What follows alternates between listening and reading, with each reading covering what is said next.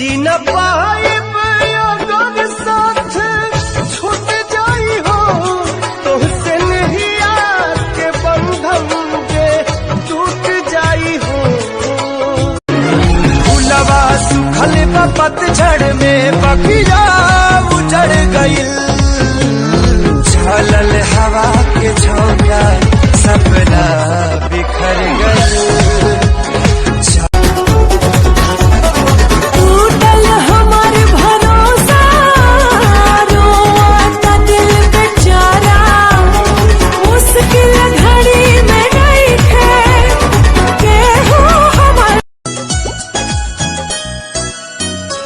प्यार कहने के पहले बुझाइल नहीं, समझावल दिमाग में तयाइल नहीं। बड़ी अजीब सी हमके पता चलल आज बा, जेके चाहनी उहे धोखा बाज बा।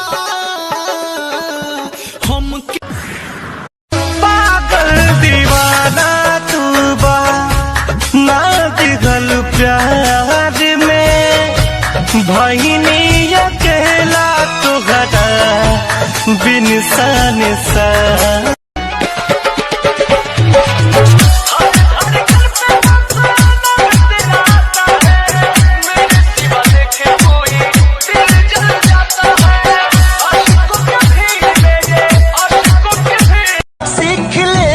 हम भी गम में हंसे के ज्यादा, अब जिए के पड़ी, अब जिए के पड़ी प्रीतिया के पीर में नहीं।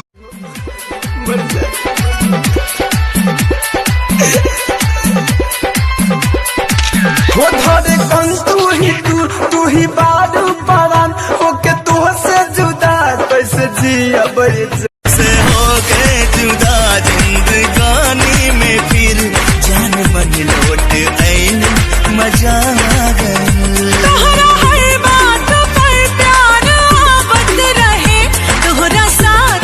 कहवा से ले आई दिल के दवाई, कहीं से दरा दिया कर जवा के जाई। रोवे अखिया नदान जगले सजिया बिहान, लागे निकली परान निकली पर।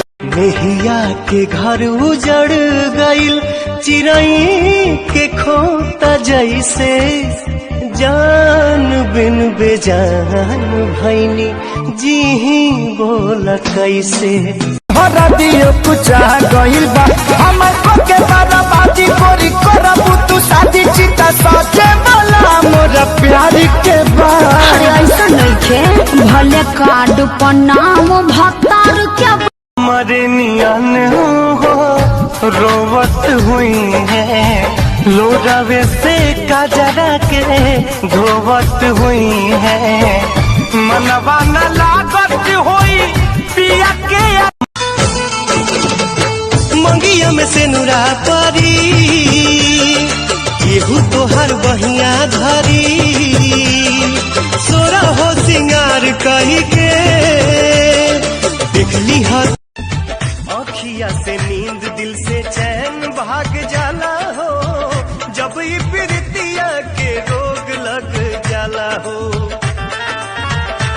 पागल दिल बेकरार बेवफा कहे से पहले वफा कह जान ला, चेहरा से ना सही धड़कन से पहचान ला।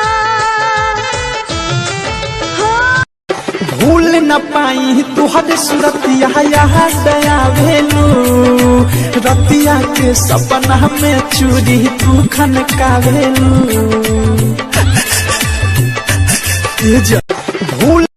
भूल न पाई तुहर सूरतिया दया भेलू, रतिया के सपना में चूरी तू खनका भेलू।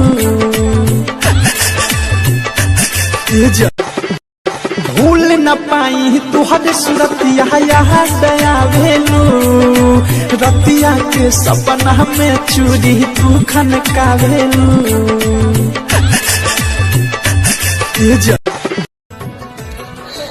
वो बेवफा है तो तू वफा कहदा, वो बेवफा है तो तू वफा कहदा, मोहब्बत में अपन हक अदा कहदा। अरे वाह वाह वाह।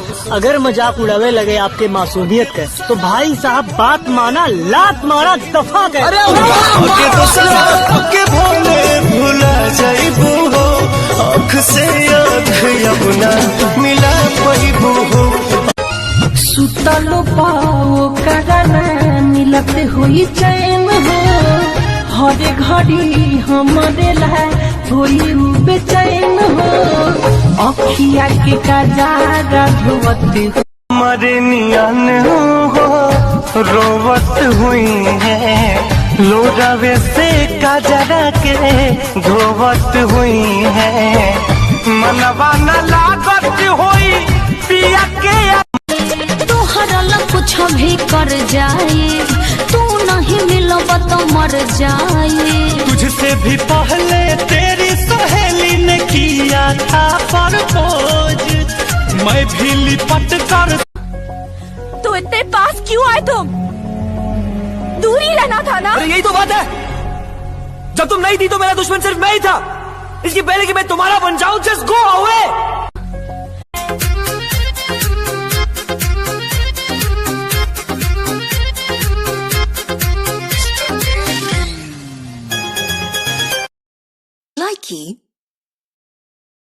मुझे मार दोगे? सच में? मैंने क्या किया है? मार देंगे मुझे?